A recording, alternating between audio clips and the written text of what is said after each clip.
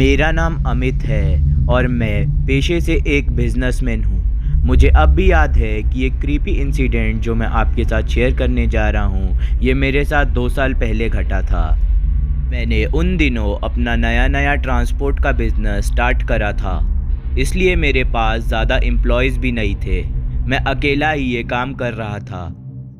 उस रात मुझे एक फ़र्नीचर ट्रांसपोर्ट करने के लिए call I and unfortunately I just agreed to that deal.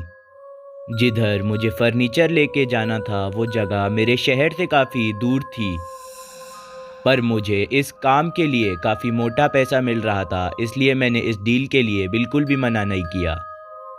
जैसा कि आप सबको पता ही है कि इंडिया में सारे ट्रक ड्राइवर्स मैक्सिमम रात को ही चलते हैं because all roads are clear that time. तो मैंने भी ऐसा ही कुछ डिसाइड करा कि मैं भी रात को ही फर्नीचर लेकर निकलूँगा। इसलिए मैं दिन में ही सो गया ताकि मैं रात को अच्छे से ड्राइव कर पाऊँ। And finally that time came जब मुझे अपनी डेस्टिनेशन के लिए निकलना था। एंड टू बी ऑनेस्ट, मेरा उस दिन ड्रिंक करने का बिल्कुल भी मूड नहीं था। मैंने अपना ट्रक स्टार्ट करा और उसमें ज़ोर ज़ोर से गाने लगाए and I finally arrive to my destination. मैं उस नाइट ड्राइव को काफ़ी इंजॉय भी कर रहा था क्योंकि सारी रोड्स एम्प्टी थी। मुझे ड्राइव करते करते काफ़ी टाइम भी हो चुका था और मैं काफ़ी थक भी गया था। करीब 3 बज रहे थे तभी मैंने अपना ट्रक एक सुनसान रोड पर उतार दिया। मैं अपना आधा रास्ता भी पार कर चुका था, पर मुझे बहुत नींद भी आ रही थी क्योंकि वो ड्राइव नाइट की थी और मैं काफ़ी बोर भी हो रहा था क्योंकि मुझे अकम्पनी करने के लिए कोई भी नहीं था। करीब 15 से 16 मिनट बाद जब मैं थोड़ा और आगे आया तो मुझे 2 लड़कों ने हाथ मारा। मुझे लग रहा था कि वो मुझे लिफ्ट के लिए बोल रहे हैं, पर मेरी नेचर काफ़ी शक्की टाइप की थी, इसलिए मैंने अपना ट्रक उनके लिए बिल्कुल भी नहीं रोका और मैं आगे आगे चलता गया। पर जब मैं आगे आगे चल रहा था तो मेरे दिमाग में एक बात ज़रूर आ रही थी कि रात के 3 बजे कौन पागल होगा जो सुनसान सड़कों पर यहाँ वहाँ घूम रहा होगा। मैंने ये बात खुद से ही बोली और मैं अपनी ड्राइव पर फोकस कर रहा था।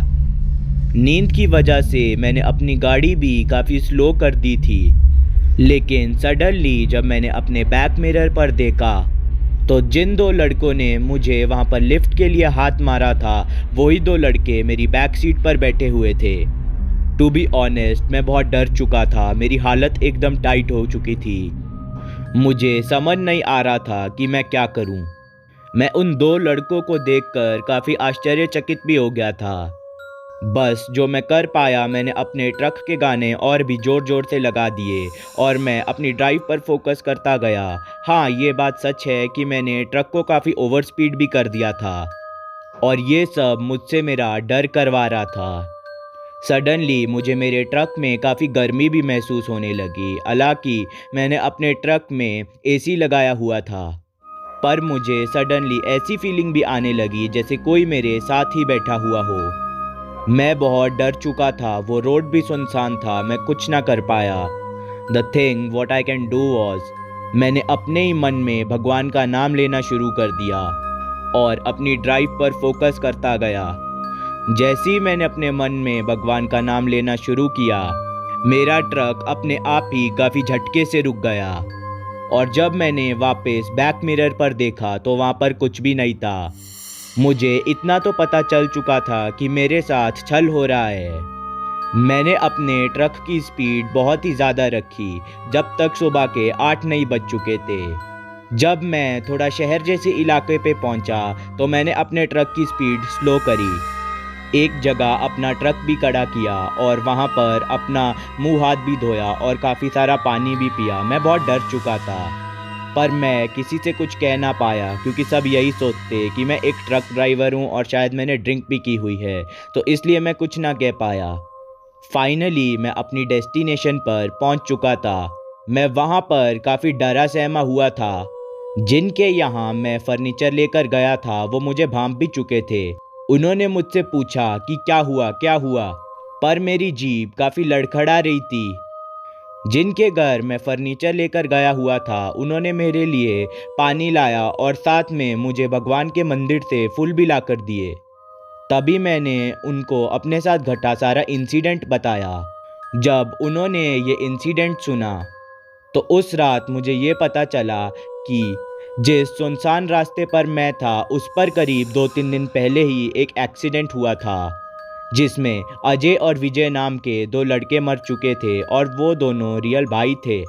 हमारे हिंदू शास्त्र में ये माना जाता है कि जब तक मृतकों के घर में शुद्धि ना हो जाए तब तक उनकी आत्मा यहाँ वहाँ भटकती रहती है, और शायद मैं वो पहला आदमी था जिसके साथ वो छल हुआ था। मैंने उन लोगों से कहा कि मैं आज नहीं जाऊँगा, मैं आज यहीं पर ही रहूँगा, चाहे मुझे अपने लिए होटल करके रहना पड़े। पर वो लोग काफ़ी अच्छे थे, उन्होंने मुझे अपने ही घर पर ठहरा लिया और अगले दिन मैं सुबह ही अपने घर के लिए रवाना हो गया। ये इंसिडेंट जब मैं आज भी याद करता हूँ तो मेरे रोंगटे खड़े हो जाते हैं, क्योंकि ये इंसिडेंट मेरे साथ सबसे डरावना घटा हुआ इंसिडेंट था।